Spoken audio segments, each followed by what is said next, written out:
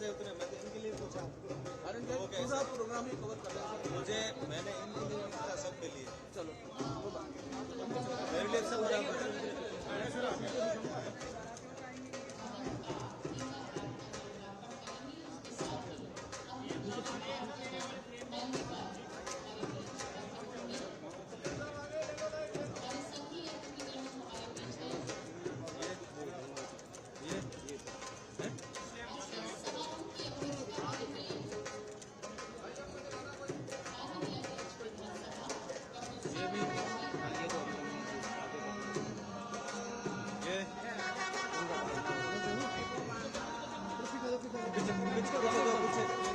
पीछे दो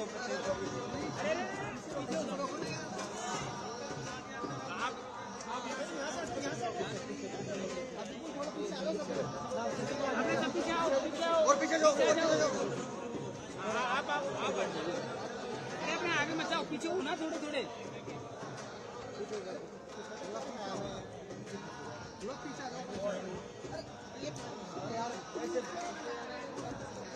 पीछे दो अपने पीछे हो जाओ यार।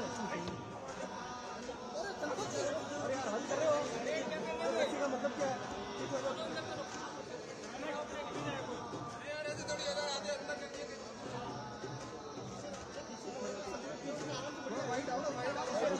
पीछे जाओ यार। मुकेश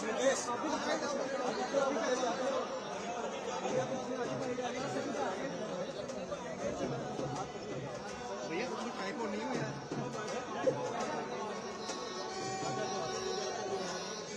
आपको नीचे होना पड़ेगा।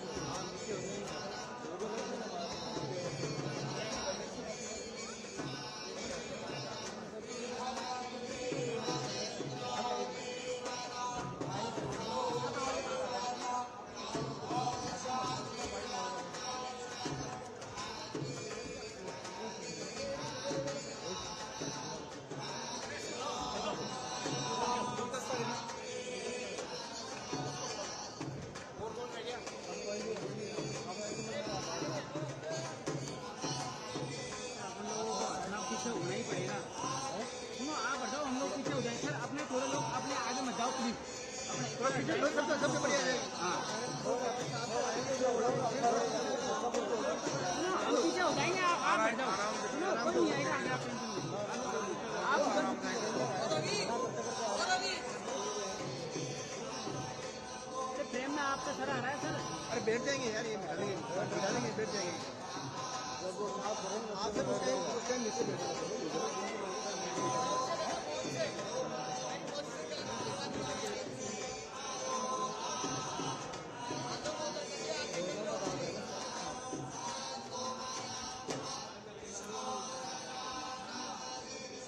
और रस्सा कहाँ है? और रस्सी है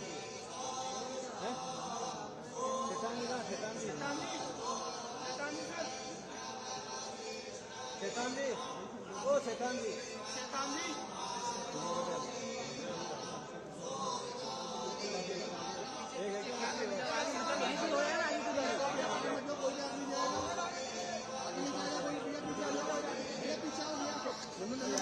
आप नीचे हो जाओ यार, आप नीचे हो जाओ। क्या कर रहे हो?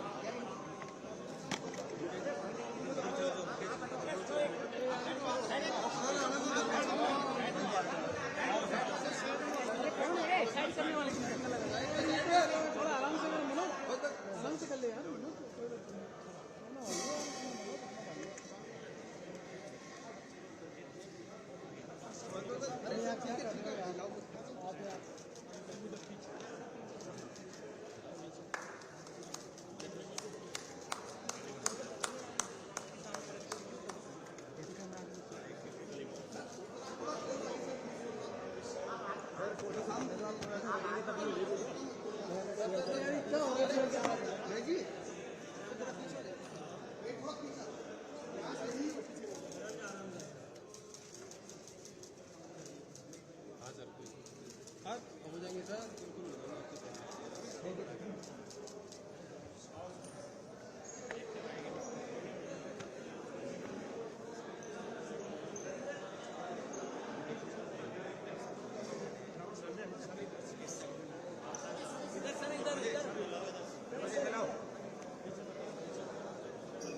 सब लोग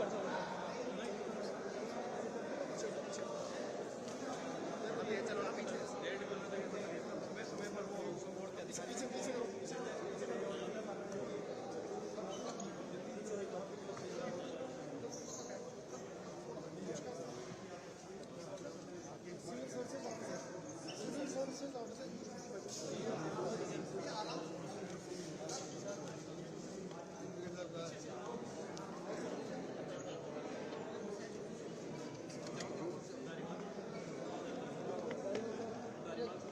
अरे वो भाई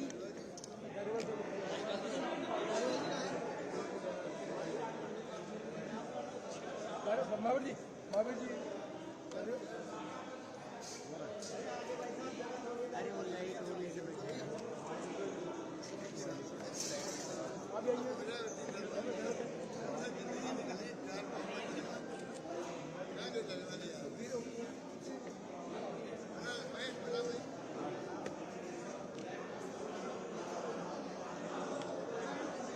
आगे पीछे बताओ ना यार, आगे बताओ यार।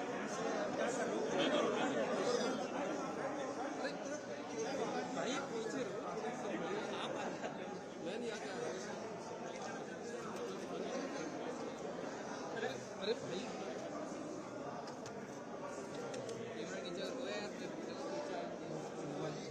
ऑपरेट कर रहा हूँ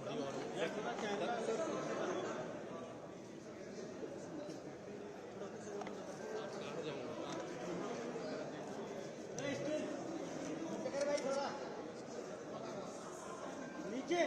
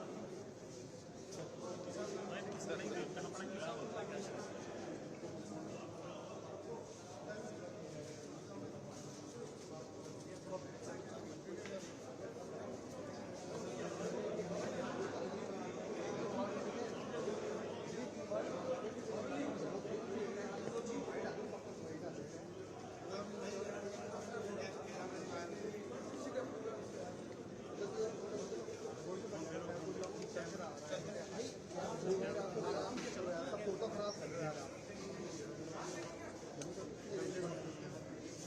बहुत फंक्शन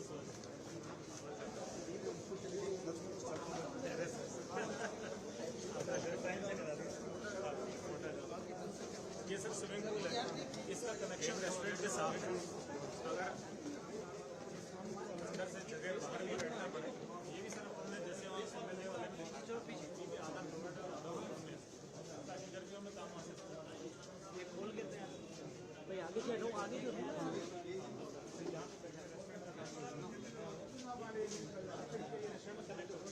ये दो दरवाजे रखे हैं।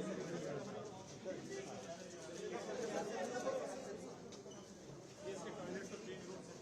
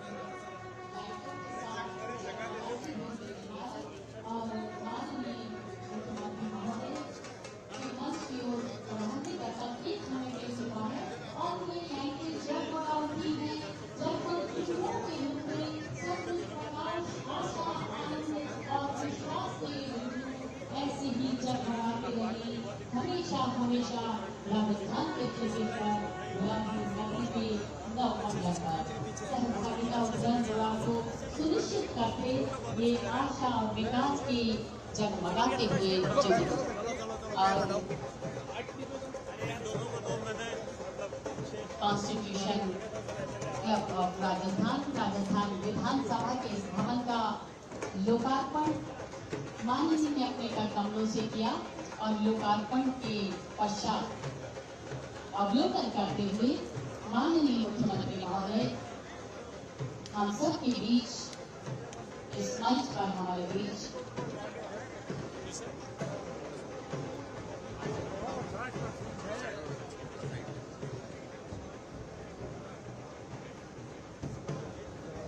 सभी का अभिवादन स्वीकार करते हुए और ढोल नगाड़ों के साथ हमारे लोक कलाकार अपनी सांस्कृतिक प्रस्तुतियों की छटा बिखेर रहे हैं और ढोल और नगाड़ों के साथ हमारे लोक वादक मंगल ध्वनि को इस वातावरण में बिखेर रहे हैं।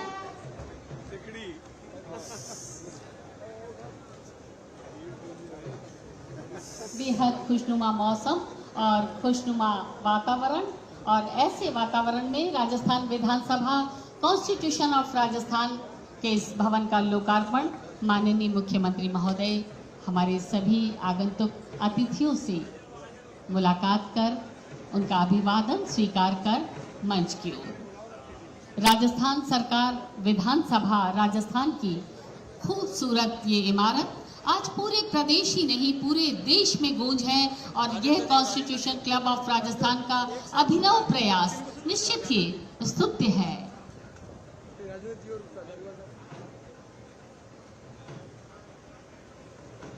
हमारे बीच सभी माननीय मंत्रीगण हमारे बीच है, माननीय विधायकगण हमारे बीच है, जनप्रतिनिधिगण भी हमारे बीच है। आप सभी का बहुत बहुत स्वागत, बहुत बहुत अभिनंदन राजस्थान विधानसभा के इस परिसर में। और हमारे बीच है नेता प्रतिपक्ष श्री राजेंद्र राठौड़ जी, आपका जोरदार तालियों से हम स्वागत करते हैं, अभिनंदन करते हैं।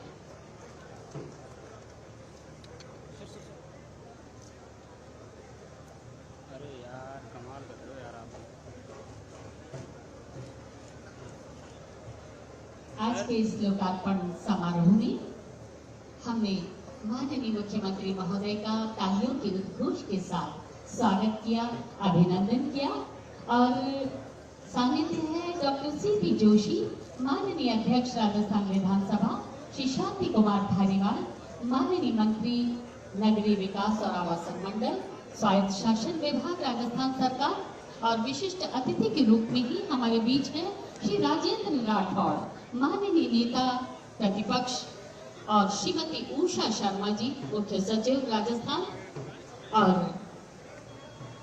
अगवानी कर रहे हैं राजस्थान विधानसभा के प्रमुख सचिव श्री महावीर प्रसाद शर्मा, आयुक्त आवासन मंडल कुमार पाल गौतम और आयुक्त जयपुर विकास प्राधिकरण डॉक्टर जोगाराम। हमारे माननीय मुख्यमंत्री महोदय के साथ सभी सम्मानित अतिथियों का स्वागत और अभिनंदन।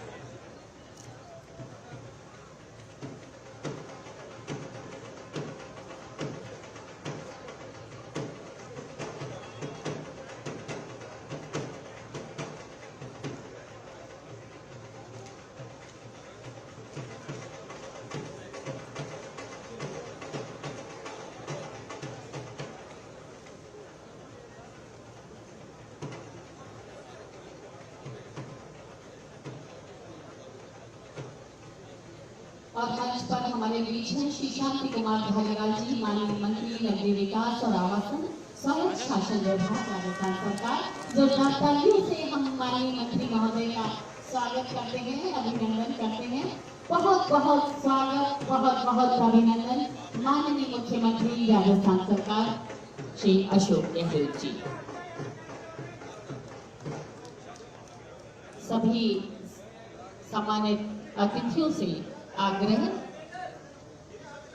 हमारे बीच हैं श्री अशोक गहलोत जी, माननीय मुख्यमंत्री राजस्थान सरकार। आज के समारोह के मुख्य अतिथि अध्यक्षता कर रहे हैं डॉक्टर सीपी जोशी, माननीय अध्यक्ष राजस्थान विधानसभा श्री शांति कुमार धारीवाल, माननीय मंत्री नगरीय विकास श्री राजेंद्र राठौड़, माननीय नेता प्रतिपक्ष राजस्थान श्रीमती उषा शर्मा, मुख्य सचिव राजस्थान श्री महावीर प्रसाद शर्मा, प्रमुख सचिव राजस्थान विधानसभा श्री टी रविकांत, शासन सचिव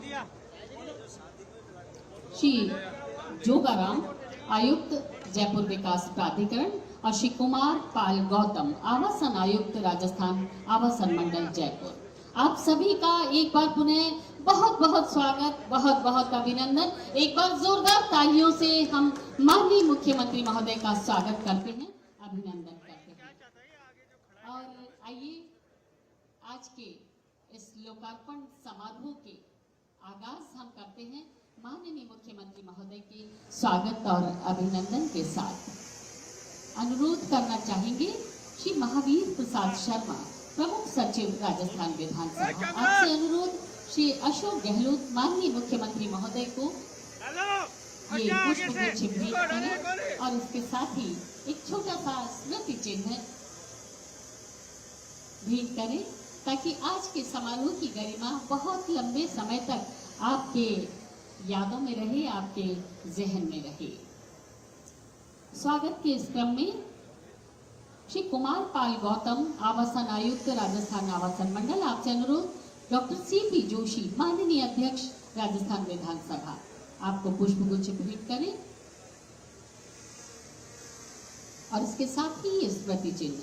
श्रीमती अल्पा चौधरी, सचिव राजस्थान आवासन मंडल, आपसे अनुरोध श्री शांति कुमार धारीवाल जी, माननीय मंत्री महोदय।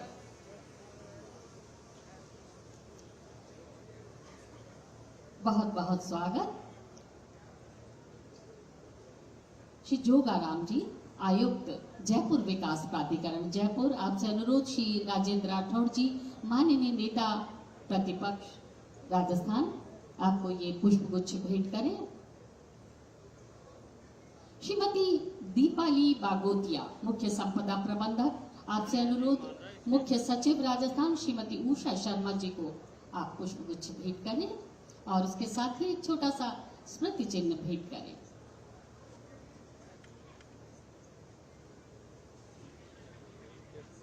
श्री राजेंद्र सिंह चांदावत, उप सचिव राजस्थान आवासन मंडल, आपसे अनुरोध श्री महावीर प्रसाद शर्मा, प्रमुख सचिव राजस्थान विधानसभा, आपको पुष्पगुच्छ भेंट कर आप स्वागत करें, अभिनंदन करें।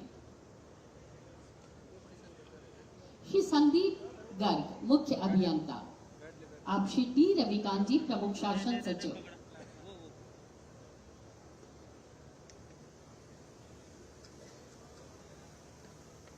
श्रीमती जोगाराम जी, आयुक्त जयपुर को आप पुष्पगुच्छ और स्मृति चिन्ह भेंट करें। और श्री अमित अग्रवाल, मुख्य अभियंता प्रथम राजस्थान आवासन मंडल, श्री कुमार पाल गौतम जी, जो आवासन आयुक्त हैं राजस्थान आवासन मंडल, आपको ये पुष्पगुच्छ भेंट करें।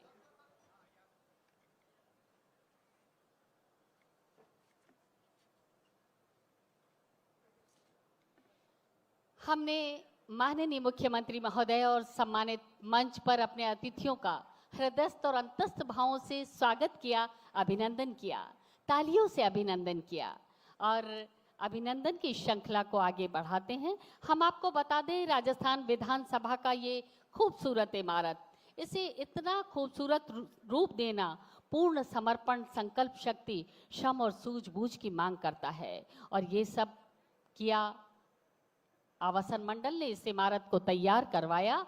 हमारे सामने पवन अरोड़ा जी बैठे हैं, आप पूर्व आयुक्त राजस्थान आवासन मंडल रहे हैं, उनके निर्देशन में इस इमारत को तैयार किया गया है राजस्थान विधानसभा का ये भवन। और हम आपको बता दें कि जयपुर की चौपाटी हो, कोटा की चाट चौपाटी हो, जयपुर मानसरोवर का सिटी पार्क हो या सर्वाधिक राजस्व अर्जित करने का मामला हो या विधायक आवास हो, विश्व स्तरीय निर्माण के साथ एक से बढ़कर एक अभिनव प्रोजेक्ट पवन अरोड़ा जी ने आवासन मंडल के माध्यम से तैयार करवाए हैं माननीय मुख्यमंत्री महोदय और डॉक्टर सीपी जोशी और शांति कुमार धारीवाल जी के मार्गदर्शन में। आवासन मंडल की इस टीम को इसका पारितोषिक भी मिला और 27 राष्ट्रीय और अंतर्राष्ट्रीय पुरस्कारों की सौगात के रूप में आपने हर उस परियोजना पर विचार किया। आग्रह करना चाहेंगे इस वक्त श्री कुमार पाल गौतम जी, आप आयुक्त हैं आवासन मंडल के वर्तमान में, आपसे अनुरोध करना चाहेंगे आप सभी अतिथियों का स्वागत करें। स्वागत उद्बोधन के लिए श्री कुमार पाल गौतम, आयुक्त आवासन मंडल।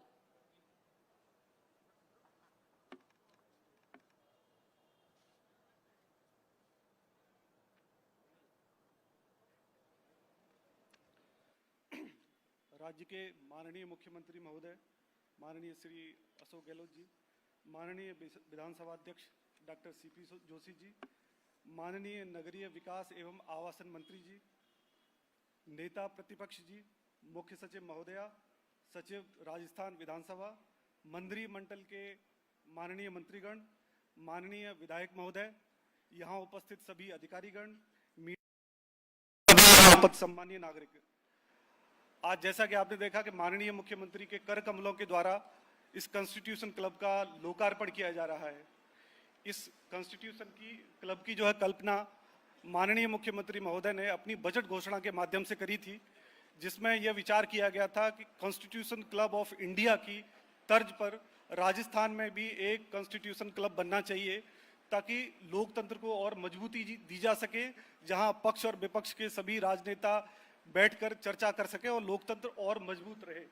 तो इसी की तर्ज पर दिल्ली का जो कॉन्स्टिट्यूशन क्लब है उसको अध्ययन करने के लिए यहाँ की एक टीम गई, और मैं इसके लिए धन्यवाद देना चाहूँगा माननीय मुख्यमंत्री महोदय को और माननीय स्पीकर साहब को कि इस कार्य को कराने के लिए हाउसिंग बोर्ड को एक एजेंसी के रूप में चुना गया। ये हाउसिंग बोर्ड के लिए एक गर्व की बात थी और हाउसिंग बोर्ड ने इसको सफलतापूर्वक इस कार्य को संपादन किया।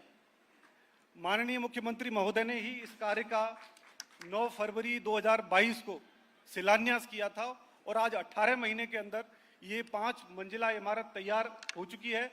अब इसमें जो आज ग्राउंड फ्लोर की जितनी एक्टिविटीज हैं उनको आज ऑपरेशनल भी कर दिया गया है। बाकी कुछ जो कार्य हैं वो अगले कुछ महीनों में, 1 महीने के अंदर, 1.5 महीने के अंदर कंप्लीट हो जाएंगे और यह पूरी तरह फंक्शनल हो जाएगा। इस क्लब के अंदर वो सारी फैसिलिटीज हैं, वो सारी सुविधाएं हैं जो किसी आधुनिकतम क्लब में होती हैं। और यह क्लब जो है लगभग 5000 वर्ग मीटर जमीन पर बना हुआ है और लगभग 1,84,480 वर्ग फीट इसका कंस्ट्रक्शन एरिया है। और इसमें तमाम जो है आधुनिक सुविधाओं का, सिक्योरिटी फीचर्स का, इसका पूर्ण ध्यान रखा गया है। मैं पुनः माननीय मुख्यमंत्री महोदय का धन्यवाद देना चाहूँगा कि उनके मार्गदर्शन में हाउसिंग बोर्ड ने इस तरह का प्रोजेक्ट मिला और उसको सफलतापूर्वक संपादन किया गया। धन्यवाद। धन्यवाद, बहुत बहुत धन्यवाद आयुक्त राजस्थान आवासन मंडल श्री कुमार पाल गौतम जी। और राजस्थान विधानसभा का ये परिसर, जिसमें ये खूबसूरत इमारत Rajasthan constitution club of Rajasthan और विधानसभा के माननीय नेता प्रतिपक्ष श्री राजेंद्र राठौड़ जी आज के समारोह के विशिष्ट अतिथि के रूप में हमारे बीच हैं। अनुरोध उद्बोधन के लिए।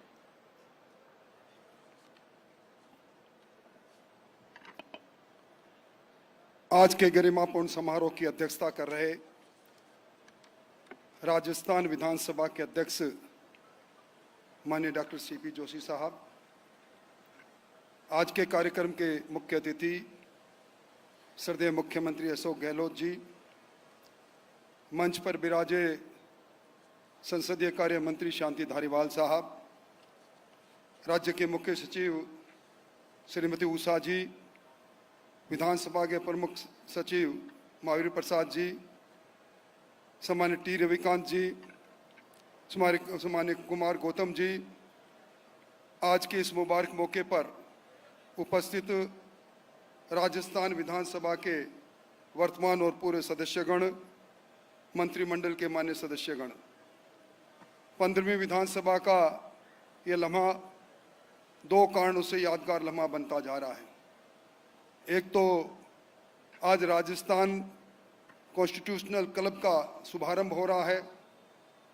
बरसों से जब कभी भी दिल्ली के प्रवास पर जाया करते थे, मन में एक बात उठा करती थी, क्या कभी ये संभव होगा कि हमारे राजस्थान में भी कोई ऐसा मंच मिलेगा, कोई ऐसा क्लब होगा जहां पक्ष विपक्ष, नए और पुराने मान्य सदस्य विचारों का आदान प्रदान करेंगे।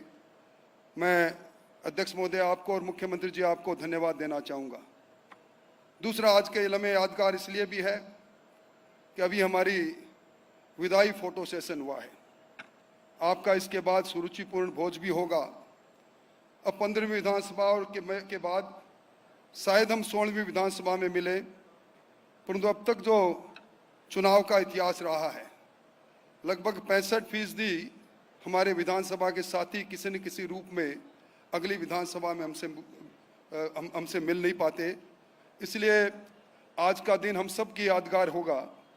नई विधानसभा के बाद किस क्लेवर में, किस तेवर में, किस अंदाज में मिलेंगे, ये समय बताएगा।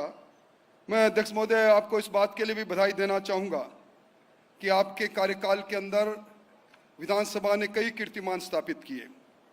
25 वर्षों में सर्वाधिक बैठकें आपने की, विधानसभा की प्रोडक्टिविटी सबसे अधिक रही, सबसे ज़्यादा प्रश्नकाल चला, और इसके बाद भी हमारी पूरी कार्रवाई यूट्यूब के माध्यम से राजस्थान के आवाम को दिखाने का आपने बंदोबस्त किया। इस विधानसभा के गरिमापूर्ण इतिहास को डिजिटल म्यूजियम के माध्यम से आपने संरक्षित करने का काम किया।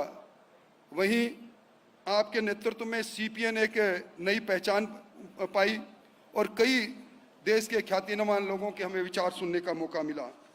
मैं समझता हूं कि निश्चित तौर पर ये मंच है जिस मंच पर हम आपस में विचारों का आदान प्रदान कर सकते हैं। मुझे याद आ रहा है, जब मैं विश्वविद्यालय की राजनीति से पहली बार विधानसभा में गया तो पुरानी विधानसभा में विधानसभा के सदन के अंदर कम बैठा करते थे। एक दिन तत्कालीन मुख्यमंत्री जी ने, भैरव सिंह जी शेखावत ने मुझे कहा कि विधानसभा के सदन में अंदर बैठा करो। तो मैंने कहा कि इसमें कोई नवाचार नहीं, कोई नई बात नहीं। तब उन्होंने एक बात कही थी, ये जो 200 सदस्य चुनकर आते हैं, इन 200 के अंदर कोई ना कोई खूबी है, कोई ना कोई विशेषज्ञता है। इनके अनुभव और इनका ज्ञान जो किसी दूसरे के पास नहीं है, पर इस ज्ञान को तभी प्राप्त कर सकता है कोई व्यक्ति जब सदन के अंदर बैठे।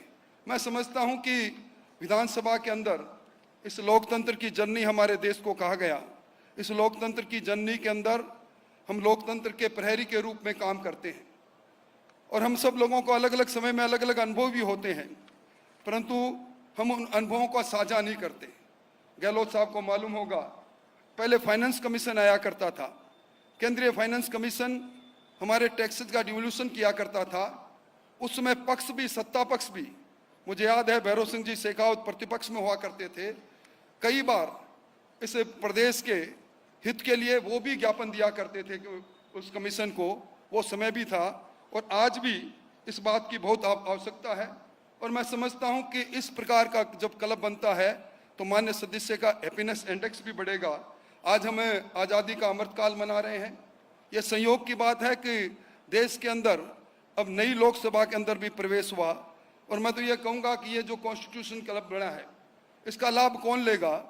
क्योंकि अभी हमने देखा कि इस लोकसभा और राज्यसभा ने एक नारी शक्ति वंदन विधेयक को पारित किया है। हमारी फिर मुलाकातें होगी तो 33% हमारी बहनें होगी। इस समय निश्चित तौर पर इस जनतंत्र के अंदर सरकारें बदलती रहती है, जन को अधिकार है तंत्र को बदलने का, पर जो भी तंत्र है हम सबके मन में एक ही बात रहती है कि हमारे प्रदेश का विकास कैसे हो।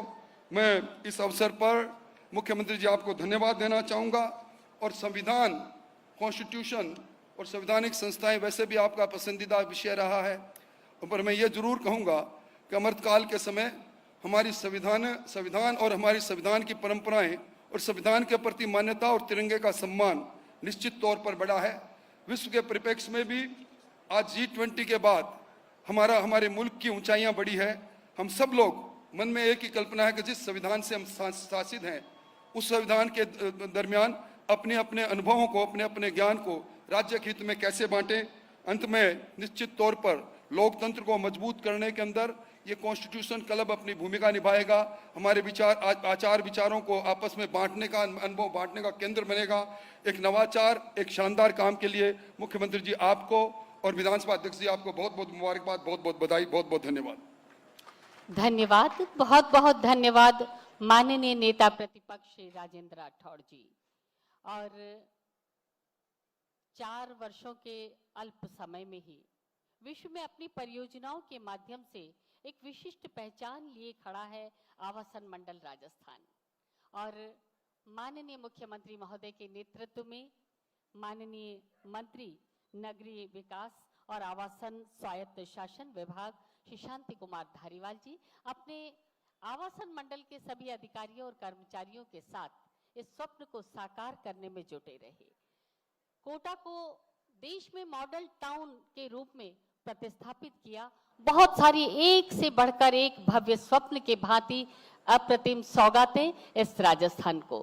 माननीय से अनुरोध करना चाहेंगे अपना उद्बोधन हमें प्रदान करें श्री शांति कुमार धारीवाल जी, माननीय मंत्री नगरीय विकास और आवासन स्वायत्त शासन विभाग राजस्थान सरकार।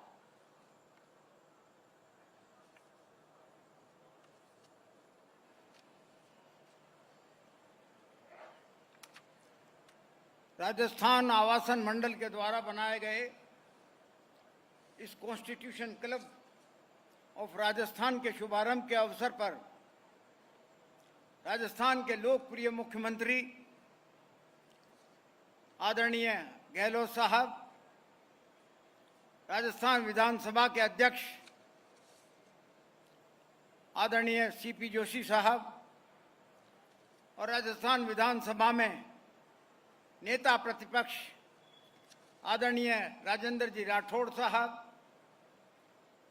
मुख्य सचिव महोदया, साथ साथ राजस्थान विधानसभा के संयुक्त सचिव महावीर प्रसाद जी और नगरीय विकास विभाग के प्रमुख सचिव टी रविकांत जी, जेडीए के कमिश्नर जोगाराम जी तथा मेरे सम्मुख बैठे हुए मेरे सभी कैबिनेट के साथी और राजस्थान विधानसभा के वर्तमान सदस्य और पूर्व सदस्य तथा और भी जो पीछे विराजमान है नागरिक, उन सबको जो है मैं उनका अभिनंदन करता हूं कि आज के इस मौके पर आपने उपस्थिति देकर के इस समारोह की शोभा बढ़ाई है। इसी के साथ साथ जैसा कि आपको मालूम ही है, मुख्यमंत्री जी के कर कमलों के द्वारा आज ये कॉन्स्टिट्यूशन क्लब ऑफ राजस्थान का लोकार्पण हुआ है और आवासन मंडल की ये देश की पहली और अनूठी योजना है। ये काम, इसकी शुरुआत विधानसभा के हमारे अध्यक्ष आदरणीय सीपी जोशी साहब और मुख्यमंत्री जी की आपस की चर्चा की वजह से शुरू हुआ था। सोच ये था कि एक ऐसी बिल्डिंग बनाई जावे जिसमें कि नए और पुराने और सभी साथी बैठ करके साथ साथ चाय पिएं, कॉफ़ी पिएं, स्विमिंग करें, बातचीत करें, अपने अपने पुराने अनुभवों को नए सदस्यों को जो है वो बताएं कि किस प्रकार से जो है क्या क्या घटनाएं उनके वक्त में हुई और क्या क्या नहीं हुई। क्योंकि मोटे तौर पर जो प्रोसीडिंग्स होती हैं उनकी किताबें बनती हैं, उन किताबों को उठा करके मैं ये समझता हूँ कि काफ़ी कुछ, बहुत ही कम लोग ऐसे होते हैं जो उन प्रोसीडिंग्स को पढ़ते हैं, लेकिन आपस में मिलकर के जब पुराने अनुभव, पुराने व्यक्ति, पुराने सदस्य नए सदस्यों को अपने अनुभव बताते हैं तो उससे ही उनका ज्ञान बढ़ता है कि विधानसभा की प्रक्रिया किस प्रकार से चालू होती है, क्या क्या होता है, कौन कौन थे, किस किस ने क्या कहा, किस किस ने क्या किया, क्या नहीं किया।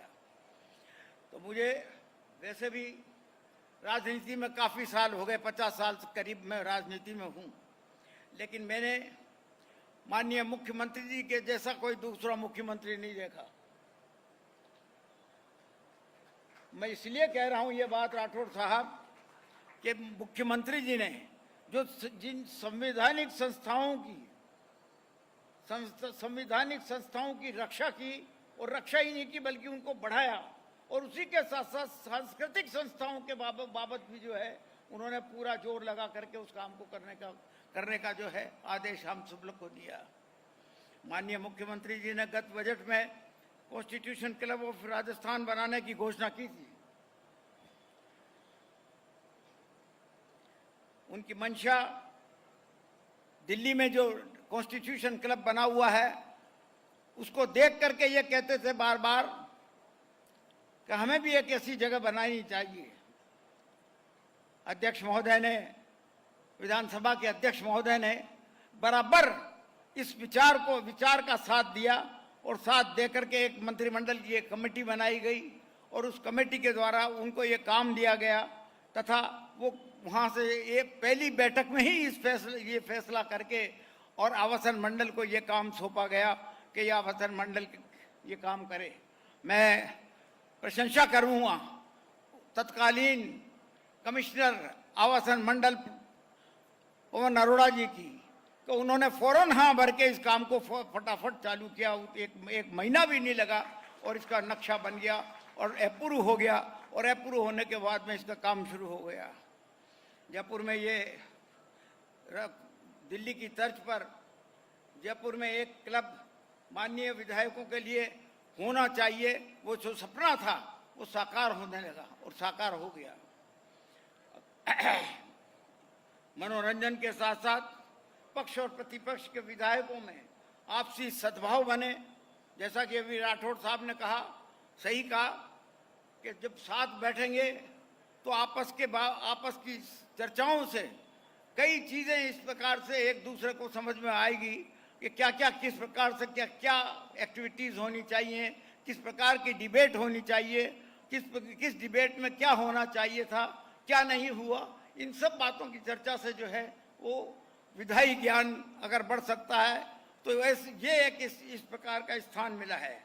अभी माननीय विधायकों के लिए ऐसा कोई स्थान नहीं था जहाँ पर कि एक जगह बैठ करके खाना खा सकें, कॉफ़ी पी सकें, परिचर्चा कर सकें, वगैरह वगैरह, ये सब कुछ बात थी। अभी जिस प्रकार से कमिश्नर हाउसिंग बोर्ड ने बताया कि इस कॉन्स्टिट्यूशन क्लब में क्या क्या चीज़ें हैं, मैं उन बातों को रिपीट नहीं करता हुआ इतना सा ही निवेदन करूंगा कि वर्ल्ड क्लास चीज़ बनाई गई है। इस वर्ल्ड क्लास चीज़ की तारीफ की जानी चाहिए। यह क्लब अत्याधुनिक सुविधाओं के साथ साथ सुसज्जित तरीके से भी तैयार किया गया है। इस क्लब को विधायक गणों के लिए रिक्रिएशन एक्टिविटीज़ के साथ साथ एकेडमिक क्रियाकलापों के लिए भी है जो विकसित किया गया है। निश्चित तौर पर यह क्लब देश का सबसे भव्य और सर्वश्रेष्ठ क्लब होगा। मैं ये समझ के चलता हूँ कि हिंदुस्तान के किसी भी राज्य में इस प्रकार का कॉन्स्टिट्यूशन क्लब आपको देखने को नहीं मिलेगा जो राजस्थान की धरती पर मिलेगा आप देखने को। इस क्लब पर करीब करीब 90 करोड़ रुपया खर्च हुआ है। मुख्यमंत्री जी ने वक्त पर और अध्यक्ष राजस्थान विधानसभा सीपी जोशी साहब ने वक्त पर इसकी प्रोग्रेस के बाबत जानकारी लेते रहे, और पवन अरोड़ा की तारीफ करूंगा कि उनके द्वारा काफ़ी कुछ वक्त पर बना दिया गया, और बीच में तो जैसे उनकी आदत है छोड़ के चले जाने की, जो चले गए। लेकिन काम संभाल लिया नए कमिश्नर ने, और मैं समझता हूं कि नए कमिश्नर साहब बाकी जितना जो कुछ बाकी रह गया है उसको भी कंप्लीट करके इसको बड़ी सुंदर एक भवन के रूप में विधायक गणों को सुपुर्द करेंगे। तो मैं इसके लिए मुख्यमंत्री जी का भी धन्यवाद देता हूं कि उनकी इजाज़त से ये सब कुछ काम संपन्न हुआ, और अध्यक्ष महोदय को खास तौर पर धन्यवाद देता हूं कि उनके सोच के द्वारा ये सब काम आगे बढ़ पाया। मैं उन लोगों को, हाउसिंग बोर्ड के उन अधिकारियों को कमिश्नर साहब के साथ साथ अधिकारियों को और कर्मचारियों को भी धन्यवाद देता हूं कि उनके अथक प्रयासों से ये सब कार्य जो है वो संपन्न होने जा रहा है। जय हिंद, धन्यवाद। धन्यवाद, बहुत बहुत धन्यवाद। भव्य स्वप्न, परिपूर्ण परिकल्पना, विश्व स्तरीय गुणवत्ता और विश्वसनीयता के साथ ये खूबसूरत सुंदर इमारत राजस्थान विधानसभा का कॉन्स्टिट्यूशन क्लब ऑफ राजस्थान, जिसे ये खूबसूरत साकार रूप दिया आवासन मंडल ने, और देश की राजनीति में सशक्त हस्ताक्षर डॉक्टर सीपी जोशी जो आज के समारोह की अध्यक्षता कर रहे हैं। राजस्थान विधानसभा में कई नवाचारों के माध्यम से कई सेमिनार्स का महत्वपूर्ण विषयों पर आयोजन आपने करवाया। राजस्थान की विधानसभा में देश के कई प्रबुद्ध जनों का आतिथ्य हमें मिला है। माननीय राष्ट्रपति श्रीमती द्रौपदी मुर्मू जी के साथ हमारे पूर्व प्रधानमंत्री मनमोहन सिंह जी, हमारे पूर्व प्रधानमंत्री पूर्व राष्ट्रपति श्री प्रणब मुखर्जी जी का आतिथ्य भी हम लोगों ने इस राजस्थान विधानसभा में आपके माध्यम से किया है। आपसे अनुरोध करना चाहेंगे अपना उत्प्रेरण, अपना उद्बोधन हमें प्रदान करें डॉक्टर सीपी जोशी। राजस्थान के मुख्यमंत्री सम्मानीय अशोक जी गहलोत साहब, प्रतिपक्ष के नेता सम्मानीय राजेंद्र जी राठौर साहब, संसदीय मंत्री सम्मानीय शांतिराज जी धारीवाल साहब, मंच पर बैठे हुए मुख्य सचिव महोदया, मेरे विधानसभा के सचिव महावीर प्रसाद जी, विभाग के सचिव रविकांत जी, जोगाराम जी, पाल साहब, मंत्रिमंडल के सदस्यगण, विधायकगण, भूतपूर्व विधायकगण, अन्य उपस्थित अतिथिगण, सबसे पहले मैं माननीय मुख्यमंत्री जी आपको धन्यवाद देता हूं, क्योंकि कोई भी कल्पना आप करो उसको साकार करने के लिए सरकार जब तक वित्तीय संसाधनों की व्यवस्था नहीं करे तब तो भी कोई चीज़ मूर्त रूप नहीं ले सकती। इसलिए माननीय मुख्यमंत्री जी आपको धन्यवाद। और इस बिल्डिंग को सुंदर बिल्डिंग बनाने के लिए जिसने एजेंसी के रूप में काम किया, राजस्थान आवासन मंडल के जितने भी हमारे साथी हैं उनको, पवन जी को, पाल जी को और उन सब के इंजीनियर को भी बहुत बहुत धन्यवाद, जिन्होंने अच्छा बिल्डिंग बनाई, उनके लिए बहुत बहुत साधुवाद देना चाहिए। मैं अभी हेडिंग पढ़ रहा था, कॉन्स्टिट्यूशन क्लब। कॉन्स्टिट्यूशन जब एनविसेज किया गया था तब कॉन्स्टिट्यूशन क्लब की अवधारणा को लाया गया। जो हमारा लोकसभा का पुराना बिल्डिंग, अब तो नई बिल्डिंग बन गई, वहाँ पर कॉन्स्टिट्यूशन बनाने वाले देश के अलग अलग जो लोग हैं वो आकर संविधान सभा में भाग लेते थे। उन संविधान सभा में भाग लेने वाले सदस्यों के लिए क्लब की कल्पना की होगी आज़ादी के पहले, उस बिल्डिंग को क्लब के रूप में यूज करने का काम किया गया। संविधान सभा बनाने में, संविधान बनाने वाले जितने भी हमारे देश के जो आज़ादी की लड़ाई में भाग लेने वाले जो लोग थे, उनने क्लब का उपयोग, मैं नहीं समझता कि संविधान बनाने के लिए काम किया, पर संविधान बनाने वाला आदमी स्वस्थ रहे उसके लिए क्लब की जो अवधारणा की गई वो अवधारणा आज़ादी के पहले की है। आज़ादी के बाद क्लब का जो कॉन्सेप्ट है वो कॉन्सेप्ट नए रूप में राजस्थान में हम रखना चाहते हैं कि क्लब का मतलब क्या होता है। क्लब का मतलब एक जनप्रतिनिधि चुनाव जीत जाता है तब वो विधानसभा का सदस्य बन जाता है। विधानसभा का सदस्य बनने के बाद जब वो चुनाव नहीं जीत पाता है तब वो एक्स एमएलए कहलाता है। जीतने वाले आज व्यक्ति के लिए माननीय मुख्यमंत्री जी आपने अच्छे निवास की व्यवस्था की, विधानसभा की अच्छी बिल्डिंग है, पर जो आदमी क्वालिफाई नहीं कर पाया, जीत नहीं पाया, एक्स एमएलए, उनके लिए कौन सा प्लेटफॉर्म हो जिस प्लेटफॉर्म के बैठकर वो अपने अनुभवों का साझा कर सके, या उनके साथ जो साथी जीत कर आए हैं उनके साथ बैठकर चर्चा कर सकें। उस अवधारणा को साकार करने के लिए आपने ये जो कॉन्स्टिट्यूशन क्लब बनाया है, मैं समझता हूँ कि जो क्वालिफाई नहीं कर पाए, जीत नहीं पाए, जो एक्स एमएलए के रूप में जयपुर में आए, विधानसभा की कार्रवाई में जो उनके जीते हुए साथी उनको अनुभवों को देखें और अपने अनुभवों का साझा करने का जो एक जगह है, मैं समझता हूँ कि क्लब की अवधारणा उस दृष्टि से देखी जानी चाहिए। क्लब की अवधारणा इस दृष्टि से भी देखी जानी चाहिए कि आज़ादी के बाद हम राजस्थान का निर्माण करने की जो कल्पना कर रहे हैं उसके लिए चुनी हुई सरकारें अपने उत्तरदायित्व का निर्माण करती है और विधानसभा में नियम पॉलिसी जो बनाकर हम राजस्थान की अवधारणा को साकार करने का काम करते हैं। पर जिन चीज़ों की हम कल्पना नहीं कर रहे हैं उन बिंदुओं की चर्चा करने का कोई प्लेटफॉर्म नहीं है। मैं नहीं समझता कि आज़ादी के समय में किसी ने कल्पना की होगी कि आईटी भी आएगी और आईटी के माध्यम से जो परिवर्तन हो रहा है उस परिवर्तन को अभी हम जनता के बीच में पर्कुलेट ही नहीं कर पा रहे हैं। हम आईटी के माध्यम से गवर्नेंस करना चाहते हैं, आईटी के माध्यम से, पोर्टल के माध्यम से हम सिटीजन्स को एम्पावर करना चाहते हैं, और हम जो चुने हुए प्रतिनिधि हैं, वो चुने हुए प्रतिनिधि आईटी के कारण जो सिटीजन एम्पावर हो रहा है, उसकी अपेक्षाओं को साकार करने के लिए अपने आप को इक्विप नहीं करेंगे, तो मैं समझता हूं कि हम अपनी भूमिका का निर्वहन नहीं करेंगे। और निर्वहन करने के लिए विधानसभा की, जो बार बार मैं कहता हूं कि विधानसभा की कार्रवाई 25 दिन चलती है, ऑन एन एवरेज हिंदुस्तान में जो विधानसभाओं की कार्रवाई है, उनका जो डेज, नंबर ऑफ डेज है, बहुत कम है, एक्सेप्ट दी केरला। अब जो बाकी समय है, उस समय में हम कमेटी की जो हमारी फंक्शनिंग है, उस कमेटी की फंक्शनिंग को इम्प्रूव करने के लिए मैं समझता हूं कि एक क्लब एक ऐसी जगह बननी चाहिए जहां पर हम सब्जेक्ट के एक्सपर्ट को बुला सकें, अपने नॉलेज को एनरिच कर सकें, और कमिटीज के माध्यम से हम कैसे उन सरकार की नीतियों को प्रभावित कर सकें, ये काम करना बहुत जरूरी है। कमेटियों का जब इन्विसेज किया गया था, तब मोटे तौर पर 3 फाइनेंस कमेटी का ही इन्विसेज किया गया था। Public accounts committee, public undertaking committee, public estimate committee, फिर एस्टीमेट कमेटी को हमने 2 भागों में बांट दिया। उस समय तक जो पब्लिक अकाउंट्स कमेटी का काम लोकल सेल्फ और पंचायत के अकाउंट्स का काम नहीं था, और पब्लिक अकाउंट्स कमेटी मोटे तौर पर विभाग के वित्तीय संसाधनों की चर्चा करके ही बात करते थे। लेकिन नई अवधारणा के बाद जो डिवोल्यूशन ऑफ फंड्स हो रहा है, वो सबसे ज़्यादा लोकल सेल्फ और पंचायत राज में हो रहा है। जब पंचायत राज और लोकल सेल्फ में गवर्नेंस में पैसा डिवोल्व हो रहा है, और उस डिवोल्यूशन में क्या प्रॉब्लम आ रही है, उसको हमने कभी चर्चा नहीं की। सरकार चलाने के लिए चीफ सेक्रेटरी, सरकार चलाने के लिए सेक्रेटरी, सरकार चलाने के लिए और व्यक्ति, और पंचायत को चलाने के लिए हमने अवधारणा ही नहीं बनाई। हम करोड़ों रुपए देते हैं पंचायत में काम करने के लिए, और पंचायत को एम्पावर करने के लिए हमने सोचा भी नहीं कि किस तरह की मैन पावर की आवश्यकता है।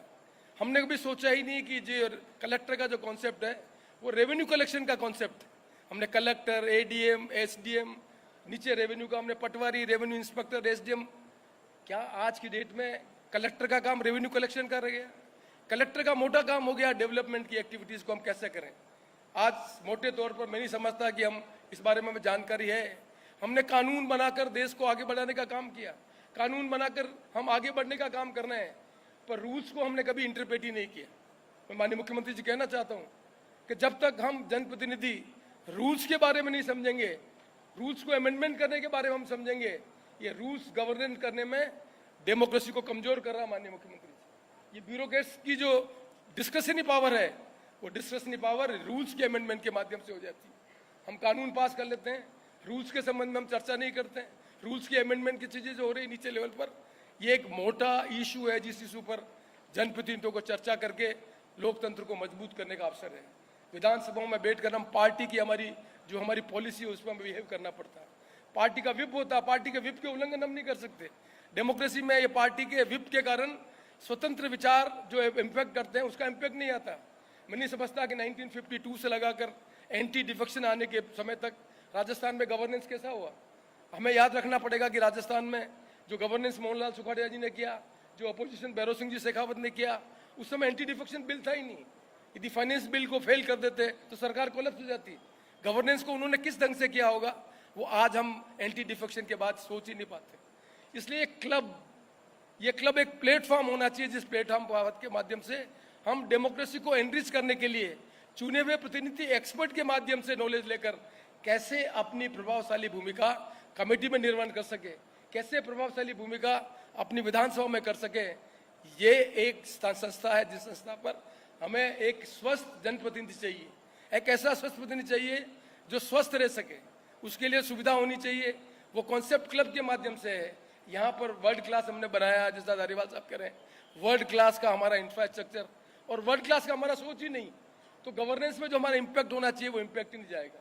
इसलिए मैं आशा करता हूँ कि राजस्थान की जो परंपरा रही है आज़ादी के बाद इस देश में, स्वस्थ डेमोक्रेटिक परंपराओं का निर्माण करने का काम किसी ने किया है तो मोहनलाल सुखाड़िया और भैरव सिंह शेखावत ने किया। उस समय नियम और कानून, एंटी डिफेक्शन बिल नहीं था। डेमोक्रेसी में किस तरह से डिसेंसी होती है, डेमोक्रेसी में किस तरह डिफरेंस ऑफ ओपिनियन होता है, पर व्यक्तिगत जीवन में एक दूसरे के साथ किस तरह से राजस्थान का निर्माण करने का काम करना है, ये राजस्थान की परंपरा रही है। उस परंपरा को एनरिच करने के लिए मैं समझता हूँ कि यह क्लब एक अहम भूमिका निभाएगा और आने वाले वर्षों में हम कह सकेंगे कि हमने जो इंफ्रास्ट्रक्चर प्रोवाइड किया है उससे जनप्रतिनिधि स्वस्थ भी रहेगा और जो जनप्रतिनिधि हार गया है वो भी डिप्रेशन में नहीं आएगा, वो भी मोटिवेट होकर आएगा कि ये क्लब है जहाँ से स्वस्थ होकर मैं फिर चुनाव लड़कर विधानसभा में आऊँगा। इसलिए लेफ्ट साइड में आपके कॉन्स्टिट्यूशनल क्लब और राइट साइड में आपके हाउस और बीच में असेंबली। अब ये कंपटीशन करना है कि यहाँ से क्वालिफाइड करके कैसे आना है या उधर से क्वालिफाइड करके कैसे आना है, ये चुनौती है नए बनने वाले एमएलए के और कंटिन्यू करने वाले एमएलए के। इसलिए मैं राजेंद्र जी राठौर साहब, ये मैं जानता हूँ कि जो रिटेंशन है वो 35% है, कि जो सीटिंग एमएलए 35% रिटेंशन होते हैं, पर जो 65% एमएलए हैं उनके सामने चुनौती है कि हम कैसे इस 35% को 65% लाएं। और 65% लाने के लिए ये club can be one of the instrument जिससे वो हेनरी चेकर दोबारा जब जीत कर आए तब उन चीज़ों की जो कमी है, जिनका कमी के कारण वो और चीज़ों को आगे बढ़कर प्रभावशाली ढंग से जनप्रतिनिधि बन सके, उसकी भूमिका का निर्वहन कर सकेगा। और जब यह क्लब में आएगा तो वो खुद शारीरिक रूप से भी अपने आप को एसेस कर पाएगा कि मैं स्वस्थ हूँ कि नहीं, स्वस्थ होना है कि नहीं मुझे, और स्वस्थ होने के लिए क्या चीज़ें आवश्यक है। मैं समझता हूँ कि जो क्लब का इंफ्रास्ट्रक्चर है वो उसको मोटिवेट करेगा, जिससे वो फिर दोबारा जनप्रतिनिधि के रूप में अपनी भूमिका निर्वहन कर सके। इन्हीं शब्दों के साथ माननीय मुख्यमंत्री जी, मैं आपका धन्यवाद करना चाहता हूँ। और मैं धन्यवाद इसलिए भी करना चाहता हूँ कि विधानसभा में जो आखिरी कंक्लूड कर रहे थे, जब जिस तरह की स्थिति वातावरण बन गया था, हम अपनी बात नहीं कह पाए, तो मैं आज अपनी बात कहना चाहता हूँ कि जो भूमिका मुझे अध्यक्ष के रूप में दी, उस अध्यक्ष की भूमिका का निर्वहन करने में जो सहयोग हमारे प्रतिपक्ष नेता कटारिया जी हो, चाहे राजेंद्र जी राठौड़ हो, चाहे राजस्थान के मुख्यमंत्री जी माननीय गहलोत साहब और मंत्रिमंडल के सदस्य हो, मैंने अपने अनुभवों के आधार पर बुरा अच्छा बर्ताव करके, कभी कभी नाराज भी करके ये कोशिश की कि राजस्थान की विधानसभा का प्रोडक्टिव सेशन हो। और आज मैं कहते हुए प्रसन्नता है कि इस देश में जिस तरह का वातावरण है, जिस तरह की पॉलिटिकल चीज़ें बदल रही है, उसमें राजस्थान विधानसभा ने एक आदर्श प्रस्तुत किया है कि हम डिबेट करते हैं, डिस्कशन करते हैं और अपनी चीज़ों का निर्णय करते हैं। और इस भूमिका में मेरा सहयोग करने के लिए जितने भी विधायक, मंत्रिमंडल के सदस्य, प्रतिपक्ष जितने भी हमारे नेता हैं, उनका भी मैं व्यक्तिगत तौर पर बहुत बहुत आभार व्यक्त करता हूँ। और मैंने कहा कि अध्यक्ष शपथ नहीं लेता है। डेमोक्रेसी की बड़ी इंटरेस्टिंग चीज़ है। मंत्रिमंडल के मंत्री की शपथ होती है, मुख्यमंत्री जी की शपथ होती है, गवर्नर की शपथ होती है, राष्ट्रपति की शपथ होती है, प्रधानमंत्री की शपथ होती है। कॉन्स्टिट्यूशन में प्रिस्क्राइब कर रखा है। विधानसभा अध्यक्ष की कोई जो शपथ नहीं होती है। विधानसभा अध्यक्ष one of the elected member है, जो रूलिंग पार्टी का आदमी है, जिसको एक उत्तरदायित्व दिया जाता है कि इस प्लेटफॉर्म पर बैठकर आप मैनिफेस्ट करें, आप ऐसी स्थिति पैदा करें कि लोग अपने विचारों को अभिव्यक्त कर सकें और नियम और कानून के अंतर्गत रहकर विधानसभा की कार्रवाई से प्रदेश की नीतियों का निर्माण करके प्रदेश का निर्माण करने का काम करें। उस भूमिका में एक अध्यक्ष के रूप में अनप्लेजेंट डिसीजन लेकर मैं समझता हूँ कि कोशिश मैंने की, उस कोशिश में आप सबने सहयोग किया, उसके लिए मैं बहुत बहुत धन्यवाद देता हूँ। और मेरे कार्यकाल को पूरा करने में नए विधानसभा के आवास बनते, नए क्लब बनता, ये माननीय मुख्यमंत्री जी की उदारता नहीं होती और वित्तीय संसाधन उपलब्ध नहीं कराने पड़ते, तो एक असेंबली के स्पीकर को माननीय मुख्यमंत्री जी पहले भी की स्वायत्ता तो हमारी है नहीं, मांग तो हम कर रहे हैं, पर हमारे को एक ही उदाहरण है। मैं जब पहली बार मैंने यूट्यूब पर इसको लाइव करने का काम किया माननीय मुख्यमंत्री जी, तो उसके वायर की कॉस्ट 1 लाख रुपए थी। तब मुझे कहा कि प्रस्ताव लिख के भेजो फाइनेंस में, 1 लाख रुपए स्वीकृत हो गए तब यह लगा सकते हो। तो वित्तीय स्वायत्ता जब तक नहीं होगी विधानसभा के सेक्रेटरीट को, आई एम नॉट सेइंग वित्तीय स्वायत्ता का मतलब आपका फाइनेंस का वहां पर ऑफिसर होता है, within the allocation of funds reappropriation करने का अधिकार नहीं मिलेगा। तो मैं समझता हूं कि बहुत अच्छे ढंग से अपना काम निर्वहन करने में अध्यक्ष और असेंबली का सेक्रेटरीट अपनी भूमिका का निर्वहन नहीं कर सकेगा। मैं आशा करता हूं कि इन परंपराओं को भी राजस्थान विधानसभा देश के सामने उदाहरण प्रस्तुत करेगी और आने वाले वर्षों में जो हमारी परंपरा रही है राजस्थान की, और नई सदी में हम जा रहे हैं, तो नई सदी में हम अपने उत्तरदायित्व का निर्वहन अच्छे ढंग से कर सकें और देश और प्रदेश की नीति बनाकर जनता की सेवा कर सकें। उसमें यह क्लब हमारा उपयोगी एक इंस्ट्रूमेंट हो, ये सोचकर मैं एक बार पुनः जो हमारे माननीय मुख्यमंत्री जी का, धारीवाल साहब का, कमेटी के जो हमारे मिनिस्टर्स थे उनका धन्यवाद देना चाहता हूँ और आसमान करना चाहता हूँ कटारिया जी को कि उनके कारण भी हम जितनी भी मीटिंगों में भाग ले उनकी अपनी भूमिका रही। और माननीय राजेंद्र जी को भी बहुत बहुत धन्यवाद देना चाहता हूँ कि इलेक्टेड एक लंबे समय तक असेंबली के पार्लियामेंट्रियन के रूप में जो उन्होंने उदाहरण दिया भैरव सिंह जी शेखावत का, यही उदाहरण मैं देना चाहता हूँ कि प्रणब मुखर्जी को मैंने एक बार पूछा, प्रणब मुखर्जी 25 की एज में राज्यसभा के मेंबर बन गए थे, 25 ईयर्स की एज में, और उन्होंने एक ही बात कहा, घंटों में पार्लियामेंट में बैठता था, राज्यसभा या Lok Sabha. Sitting in the house is one of the important thing. जिस चीज़ को हमारे जनप्रतिनिधि को समझना पड़ेगा, और सीटिंग के साथ साथ ही नॉलेज है तो और ज़्यादा इफेक्टिव अपनी भूमिका का निर्वहन कर सकता है। मैं समझता हूँ कि ये क्लब इस उद्देश्य को प्राप्ति करने में मदद करेगा हमारे उन जनप्रतिनिधि को। इन्हीं सब शब्दों के साथ जो हमारे भूतपूर्व एमएलए हैं उनका भी बहुत बहुत धन्यवाद देता हूं, और राजस्थान के हमारे जितने भी मंत्रिमंडल के साथी और विधायक हैं उनको भी बहुत बहुत धन्यवाद देता हूं। और एक बार पुनः मैं आवासन मंडल के जो हमारे साथी हैं उनको बहुत बहुत धन्यवाद देता हूं कि भाई मेरा काम तो ये सिंपल है, न तो मैंने पैसा दिया, पैसा दिलाने वाले माननीय मुख्यमंत्री जी, पैसा दिलाने के लिए मुख्यमंत्री जी भी होशियार हैं, वित्त मंत्री हैं इसलिए मुख्यमंत्री डबल होशियार। मुख्यमंत्री ने अपने खजाने से पैसा नहीं दिया, मुख्यमंत्री ने जो हमारी जमीनें थी उस जमीनें को एवज में, अभी तो पैसा आया ही नहीं, ट्रांसफर हुआ ही नहीं है, पर उसकी वैल्यूएशन करके उस वैल्यूएशन के आधार पर जेडीसी और हाउसिंग बोर्ड ने मिलकर जो वित्तीय संसाधन की उपलब्धता कराई, इसलिए भवन बन सका। इसलिए माननीय मुख्यमंत्री जी, आप एक वित्त मंत्री के रूप में भी संसाधनों को किस तरह से उपयोग करने के लिए आपने ये जो उदाहरण प्रस्तुत किया है, जिससे हम ये आवास भी बना पाए और कॉन्स्टिट्यूएंट क्लब भी बना पाए, उसके लिए मैं हृदय से आपका बहुत बहुत आभार व्यक्त करता हूँ। धन्यवाद, नमस्कार। धन्यवाद माननीय अध्यक्ष राजस्थान विधानसभा डॉक्टर सीपी जोशी। और आप सबसे अनुरोध करना चाहेंगे एक बार अपने दोनों हाथों को उठाकर स्पष्ट अभिव्यक्ति दें आपकी सशक्त भूमिका के लिए, सम्मान के लिए जोरदार तालियों के माध्यम से डॉक्टर सीपी जोशी, अध्यक्ष राजस्थान विधानसभा। और कोई भी विशाल विराट महान संरचना बनती तो बहुत छोटे छोटे असंख्य हाथों से है, लेकिन उसकी परिकल्पना, उसका स्वप्न, उसकी सोच किसी विराट व्यक्तित्व के मस्तिष्क से ही पल्लवित होती है। निश्चित ही माननीय मुख्यमंत्री जी की व्यापक दूरगामी सोच से कई उपलब्धियां राजस्थान और जयपुर को मिली है, और इसी श्रृंखला में अब यह अप्रतिम, अद्भुत, अपूर्व सौगात Rajasthan constitution club of Rajasthan की ये सौगात। माननीय मुख्यमंत्री महोदय, आप राजस्थान का गौरव हैं, राजस्थान का अभिमान हैं। आपसे अनुरोध, अपना उत्प्रेरण, अपना उद्बोधन हमें प्रदान करें माननीय मुख्यमंत्री राजस्थान सरकार श्री अशोक गहलोत।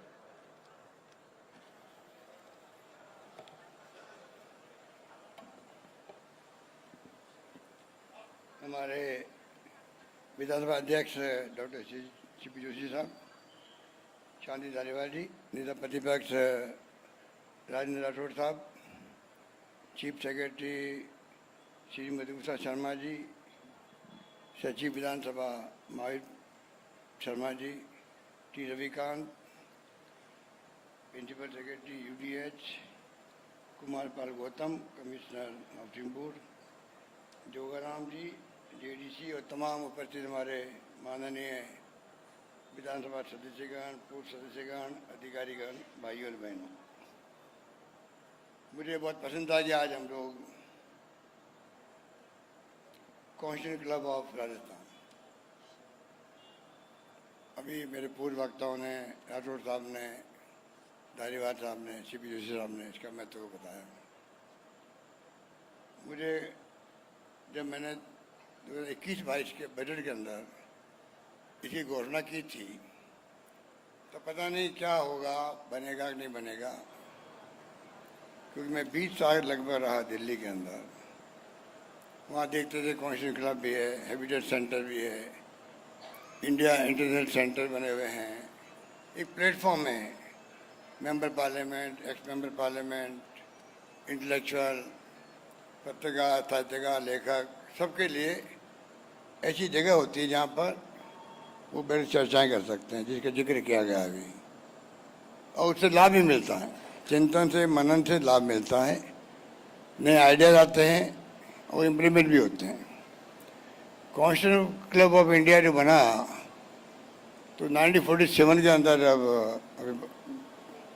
स्पीकर साहब ने जो भावना प्रकट की, संविधान सभा बन गई।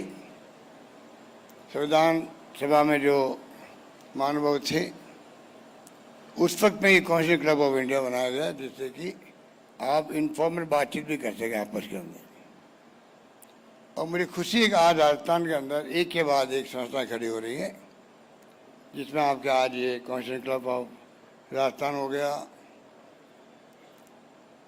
हमने RIC बनाया, राजस्थान इंटरनेशनल सेंटर, जैसा दिल्ली में इंडिया इंटरनेट सेंटर उसकी तर्ज पर वो बहुत अच्छे ढंग से चल रहा है, शानदार बुकिंग हो रही है। ये जगह आने वाले वक्त में इतिहास बनाएगी और पक्ष विपक्ष का रिश्ता जो है ऐसी संस्थाओं के माध्यम से और मजबूत होगा। खाली कोई एमएलए की बात नहीं कर रहा।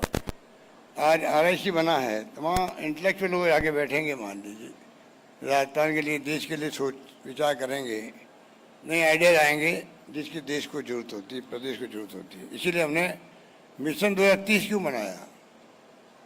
इसीलिए हर प्रदेशवासी, चाहे छात्र है, युवा है, किसान है, मजदूर है, इंटेलेक्चुअल है, प्रोफेसर, डॉक्टर, इंजीनियर, कोई है या राजनीतिक कार्यकर्ता, वो सोचे क्या होना चाहिए 30 तक। मुझे कहते खुशी है और मैं चीफ सेक्रेटरी उदय शर्मा को इस बात के लिए धन्यवाद देना चाहूँगा। उन्होंने इतना इंटरेस्ट लिया कि अभी तक 2 करोड़ से अधिक लोगों ने अपने ऑफलाइन ऑनलाइन व्यूज दे दिए हैं, 2 करोड़ लोगों ने। इसका मतलब राजस्थान के लोगों को जज्बा है हम अपने प्रदेश के लिए क्या सोचें, क्या विचार करें। और ये इतना पॉपुलर हुआ है कि जहाँ मैं जा रहा हूँ आजकल वहाँ पे वहाँ के लोग खुद ही मीटिंग ऑर्गेनाइज करने लग गए। मैं भीलवाड़ा गया, वहाँ पर तो शानदार हॉल पैक, इंडस्ट्री वाले भी, ट्रेड भी, कॉमर्स भी, इंटेलेक्चुअल भी, डॉक्टर भी, सब बैठे हुए हैं और सब अपने विचार प्रकट कर रहे हैं। तो एक विचार मंथन का प्लेटफॉर्म बनना बहुत बड़ी बात है। और ये हमारे राजनीतिक कार्यकर्ता होते हैं, एमएलए बनते हैं, एमपी बनते हैं, उनके लिए ऐसी जगह जहाँ बैठे हो आज, ये होना अति आवश्यक भी है। मान लो कोई एमएलए नहीं बन पाता है, एमपी नहीं बन पाता है, जाके बैठ सकता है, अपनों के बीच में विचार विमर्श कर सकते हैं। और आप डरो मत, ये राठौड़ साहब डरा रहे हैं आपको। 65% लोग वापस नहीं आते हैं। डराना बंद करो, डराना बंद करो। पिछली बार मीटिंग में आपने यही कहा था, वहाँ पर जब आवास का उद्घाटन हुआ था विधायकों का, तभी आपने ये बात कही थी। कृपा करके बख्शो, जीत के आनंद तो सबको, हौसला मत तोड़ो किसी का भी। मैं चाहूँगा जीत के अधिक से अधिक, स्पीकर साहब ने कह भी दिया 35 से 65 तक ले जाओ उनको, तो वो आपकी हमारी सबकी जिम्मेदारी है। आज आप 7-8 बार एमएलए बन गए, मंत्री बन गए, स्पीकर साहब का लंबा राजनीतिक जीवन है। बहुत कम लोग बैठे होंगे जो 80 से एमएलए एमपी बनता है। हिमाराम चौधरी साहब को मैं देख रहा हूँ 80 से आ रहे हैं, शायद इसमें और कोई कल्ला साहब हैं, महादेव सिंह जी हैं, अमीन खान साहब तो है ही है, ये तो सदाबहार है। तो कहने का मतलब बहुत कम लोग हैं जो उस वक्त से लगातार मेंटेन कर रहे हैं चुनाव जीत का। हर बार जब विधानसभा का गठन होता है तो मैं पहला लेक्चर ही देता हूँ विधायकों को।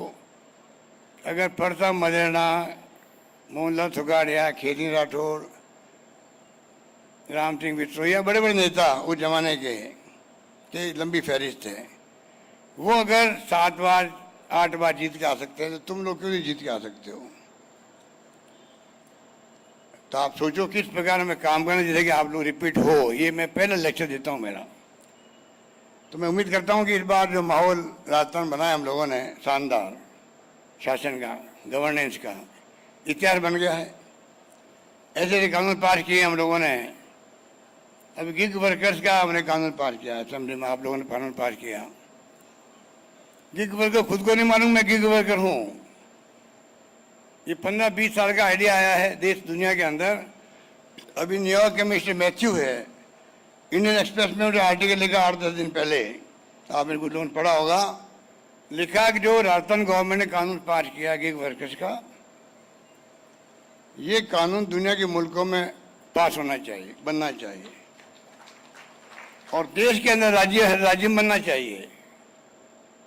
उन्हीं इनसिक्योरिटी उन लोगों की जो ड्राइवर होते हैं, ये जो ओला उबर नया सेक्टर खुल गया है, अमेजॉन का,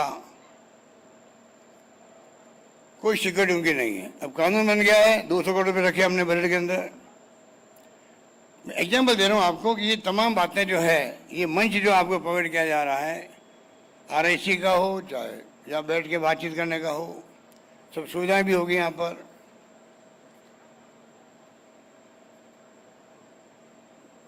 कॉन्स्टिट्यूशन क्लब ऑफ इंडिया के चुनाव भी होते हैं। पहले काफ़ी लंबे से बाद में मेंटेनेंस की प्रॉब्लम आती है। मैं तो कुछ चिंता कर रहा हूँ। ये जो कॉन्स्टिट्यूशन क्लब ऑफ राजस्थान बन गया, RIC बन गई, Mahatma Gandhi institute of social science, Tata institute of social science की तरह बन रही है। यहाँ पर बिल्डिंग खड़ी हो रही, देखा आपने, पोदार इंस्टीट्यूट के पास में। म्यूजियम बन रहा है गांधी जी का, शानदार। हिंदुस्तान का नंबर 1 म्यूजियम बन रहा है राजस्थान के जयपुर के अंदर। कल उसका शुभारंभ होगा। तो तमाम संस्थाएं बन रही राजस्थान के। IT बेस तो इतनी संस्था बन गई है। फिनटेक यूनिवर्सिटी बन रही जोधपुर के अंदर। बड़े संभागीय मुख्यालय पर IT बेस इसी डेवलपमेंट के लिए संस्था बन रही है। चिंता ये है कि काम की कोई कमी नहीं है, इतने काम हो रहे हैं। संस्थाएं मेंटेन रहे, बाद में वहाँ एक्टिविटी हो, इस प्रकार का जज्बा पैदा हो लोगों के अंदर, ये भी पैदा करना हमारा दायित्व बनता है। मैं उम्मीद करता हूँ कि जो माहौल बन रहा है राजस्थान के अंदर, आज मैं बार बार कहता हूँ, आप सुनते होंगे, चाहे कानून बनाने की बात हो, किसानों के लिए जमीनें कुर्की नहीं होगी, उनकी कमीशन बनेगा हाईकोर्ट जज की अध्यक्षता में। Right to minimum income guaranteed बना दिया हम लोगों ने। राइट टू हेल्थ कानून बना दिया, हिंदुस्तान में, दुनिया में कहीं नहीं होगा। स्वास्थ्य का अधिकार जो डॉक्टर मनमोहन सिंह ने दिया था, 5-4 अधिकार सोनिया गांधी के वक्त में। Right to education, right to food security, NREGA, right to information, उसी ढंग से कानून बने। आज ही मैं आपके मन से कहना चाहूँगा, प्रधानमंत्री जी के कई बार रिक्वेस्ट कर चुका हूँ, लिख के भेजा मैंने। Right to social security act बने देश के अंदर। हर परिवार को जीवन पालन करने का जिम्मेदारी सरकार की है, दुनिया के मुल्कों में है। तो ये तो बात अपनी जगह है। पर आज मैं कहना चाहूँगा कि आज राजस्थान में जो संस्थाएं खड़ी हुई है, कानून पास हुए हैं, बजट पेश हुए एक से एक शानदार, खाली घोषणा नहीं हुई है। जैसे हमारे विपक्षी साथी कहते थे, पैसा कहाँ से आएगा? पैसा आ भी गया, पहले खर्च भी हो रहा है। पहली बार हमारे जनप्रतिनिधि कह रहे हैं, मेरे साहबान कह रहे हैं, साहब घोषणा नहीं हुई, हमारे यहाँ लागू हो गया। सड़क बनने लग गई, कॉलेज खुल गई, तहसील बन गई, नगर पालिका बन गई, कॉलेज यूनिवर्सिटी बन गई। क्या नहीं हो रहा है? ये मॉडल जो उभर के आया है, इसलिए हम कहते हैं कम से कम अगर नंबर 1 नहीं आ पाए कई कारणों से, क्योंकि कई लैंड लॉक एरिया राजस्थान के अंदर, यहाँ कुछ समुद्र तट पे नहीं है राजस्थान, पर फिर भी अगर हम कोशिश करें तो जो नंबर 1 की श्रेणी में राज्य है देश के अंदर, उस श्रेणी में आ सकते हैं। आज भी आपको जान के गर्व होगा, उत्तर भारत में राजस्थान आर्थिक विकास दर के अंदर नंबर 1 पहुंच गया, नंबर 1 पहुंच गया। बड़े राज्यों में नंबर 2 पर है। पहला आंध्र प्रदेश 11.4%, GDP हमारे 11.04%। आज भी तो आप सोच सकते हैं मॉडल स्टेट बने हमारा राजस्थान, जिससे कि हम लोग भी आने वाले वक्त में पर कैपिटा इनकम हो, हैप्पीनेस इंडेक्स की बात अभी की गई, क्यों नहीं हम भी उस लेवल पे पहुंचे, प्रथम श्रेणी के राज्यों की श्रेणी हम पहुंच जाएं। कम से कम पिछड़ा राज्य से निकला है जहाँ से करा जा रहा है। इसलिए मैंने कहा कि जो फैसले हमने किए हैं ऐसे नहीं किए। 2030 मिशन के अंदर मैं आपसे अपील करना चाहूँगा, सब भागीदार बन सकते हैं। आज 4.5 साल में 6 लाख करोड़ की GDP हमने आधार मजबूत किया, 6 लाख करोड़ का। 9 लाख करोड़ 15 करोड़ हो जाएगी, 15 लाख करोड़ हो जाएगी अंत तक। हम सपना देखते हैं 2030 तक 30 लाख करोड़ की GDP बने राजस्थान के अंदर। इस प्रकार से हम लोगों ने, और तमाम पैरामीटर फाइनेंशियल हमारे शानदार राजस्थान के हैं। ये स्थिति आज राजस्थान में बनी हुई है। इसलिए मैं उम्मीद करता हूं कि जो संस्था खड़ी हुई है, ये प्लेटफॉर्म मिले आपको, आप पर बैठ के बातचीत करने का, परंपरा थी ये। पंडित नेहरू जब प्राइम मिनिस्टर बने पहली बार, उन्होंने अपनी मंत्रिमंडल में, देखिए आप, डॉक्टर अम्बेडकर को, जो कांग्रेस में नहीं थे, डॉक्टर R.K. षणमुखम शेट्टी, श्याम प्रसाद मुखर्जी, जो जनसंघ के संस्थापक थे, इन लोगों को मंत्रिमंडल में लिया गया। यूएन के अंदर भेजना होता वाजपेयी जी को भेजते, राजीव गांधी जी ने भेजा। कश्मीर का मुद्दा आ गया यूएन के अंदर तो वाजपेयी जी को भेजा गया। ये संबंध रहे, हमेशा संबंध रहने ही चाहिए। ये अगर कौन क्लब बना है राजस्थान का, इसका एक प्लेटफॉर्म का उपयोग होना चाहिए। और मैं उम्मीद करता हूँ कि जो नई शुरुआत राजस्थान हुई है, इसलिए मैं बार बार कहता हूँ, आज़ादी के बाद पहली बार राजस्थान, मैं दावे के साथ कह सकता हूँ आपको, आज राजस्थान चाहे ओपीएस के कारण हो, चाहे हमारे कानून पास के उसके कारण हो, केंद्र में भी और राज्यों में चर्चा में आया हुआ राजस्थान। चर्चा में पहले कभी नहीं था राजस्थान, पहली बार आया है। ये बनाए रखें हम लोग और मजबूत करें, ये हमारा सपना होना चाहिए। इसलिए मैं इस मौके पर सीपी जोशी साहब को, धारीवाल जी को बधाई देना चाहूँगा। पवन नरोड़ा तो बैठे हैं, ये तो बधाई के पात्र नहीं हैं, क्योंकि राजस्थान हाउसिंग बोर्ड ताले लग रहे थे उसके।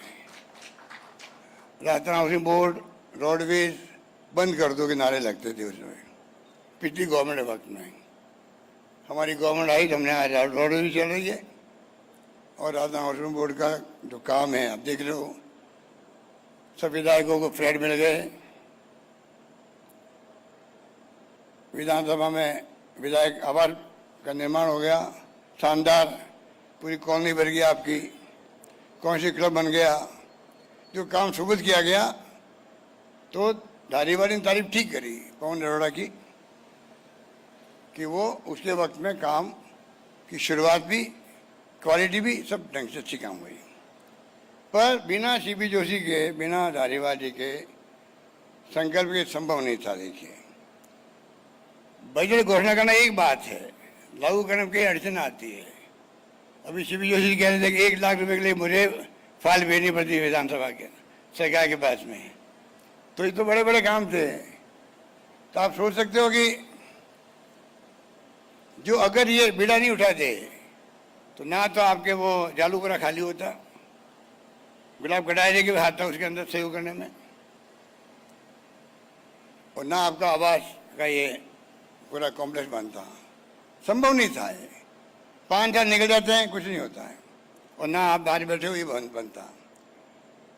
इसलिए मुझे खुशी है कि आप लोगों के जो जिस प्रकार आपने हाउस चलाया है, जिस प्रकार कॉमनवेल्थ पार्लियामेंट्री के माध्यम से एक प्लेटफॉर्म मिला, तो आप पूरा सदुपयोग किया।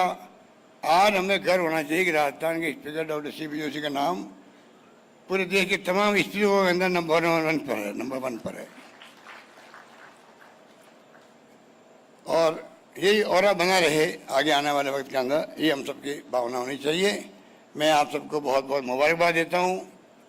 आप सबको मैं, आप पधारे आज, क्योंकि अभी सब कैंपेन शुरू हो गया है। अपना क्षेत्र छोड़ के आना बड़ी मुश्किल काम होता, तब भी आप आए, आपका बहुत बहुत शुक्रिया, मेरी बहुत शुभकामनाएं, धन्यवाद, जय हिंद, धन्यवाद। धन्यवाद, बहुत बहुत धन्यवाद। और विजन 2030 के माध्यम से राजस्थान बनेगा हिंदुस्तान का सिरमौर। माननीय, आपके हम सब के स्वप्न को साकार करने के लिए प्रतिबद्ध हम सब, और राजस्थान का बहुप्रतीक्षित कॉन्स्टिट्यूशन क्लब ऑफ राजस्थान का लोकार्पण आज हुआ है। निश्चित ही गुणवत्ता और गति का आश्वासन है राजस्थान विधानसभा का ये भवन, और इसी जज्बे के साथ स्वर्णिम राजस्थान के सुनहरे चित्र में निश्चित ही एक सितारा होगा ये कॉन्स्टिट्यूशन क्लब ऑफ राजस्थान। लेकिन ये सब कुछ इतना आसान नहीं था। लंबी और कड़ी मेहनत इस मुकाम को दिलाने में बहुत सारे लोगों का योगदान रहा है। समय की कमी के कारण सबके नाम ले पाना यहाँ मुमकिन नहीं है। तालियों की गड़गड़ाहट में उस मेहनत का वजूद ही मिट जाता है जो हफ्तों नहीं महीनों से की जा रही होती है। आभार प्रदर्शन बेहद जरूरी है। हमारे सभी इंजीनियर्स और उन सब मजदूरों का बहुत बहुत आभार, उनका बहुत बहुत अभिनंदन जिन्होंने एक खूबसूरत रूप दिया है इस इमारत को। अनुरोध करना चाहेंगे श्री महावीर प्रसाद शर्मा, प्रमुख सचिव राजस्थान विधानसभा, आप सभी का औपचारिक आभार प्रदर्शन करें। परम आदरणीय श्री अशोक गहलोत साहब, माननीय मुख्यमंत्री राजस्थान सरकार श्रद्धेय डॉक्टर सीपी जोशी साहब, माननीय अध्यक्ष राजस्थान विधानसभा माननीय शांति धारीवाल साहब, माननीय नगर विकास मंत्री महोदय आदरणीय राजेंद्र राठौर साहब, माननीय नेता प्रतिपक्ष, माननीय मंत्रीगण, माननीय सदस्यगण, माननीय पूर्व सदस्यगण, माननीय मुख्य सचिव महोदया, साथी अधिकारीगण, मीडिया के साथीगण एंड उपस्थित भाई और बहनों, सकारात्मक सोच, सहजता एवं दृढ़ शक्ति के प्रतिबिंब श्रद्धेय मुख्यमंत्री महोदय, श्रद्धेय अध्यक्ष महोदय, आदरणीय धारीवाल साहब, आदरणीय राठौर साहब एवं मंचासीन अतिथिगण का हृदय की गहराइयों से आभार प्रकट करते हुए एवं सभी को मन में स्मरण रखते हुए इस प्रोजेक्ट की नींव से लेकर वर्तमान स्वरूप के लिए राजस्थान आवासन मंडल तथा प्रत्यक्ष अप्रत्यक्ष रूप से सहयोगी रहे प्रत्येक व्यक्ति का हृदय से आभार प्रकट करता हूँ।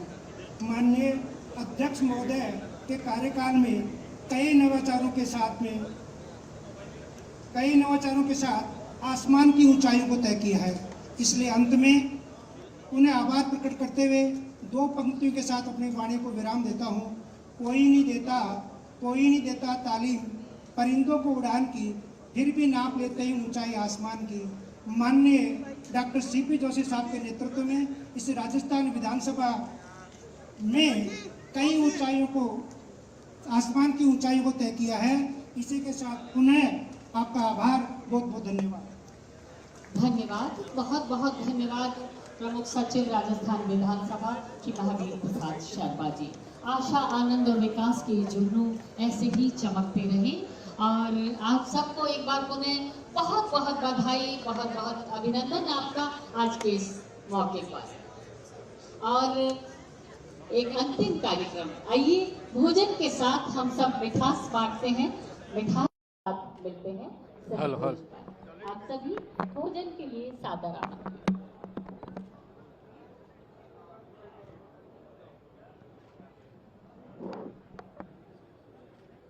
आप सभी का एक बार पुनः बहुत बहुत आभार, बहुत बहुत धन्यवाद। मैं आपसे विदा लूंगी डॉक्टर ज्योति जोशी। जय भारत, जय हिंद।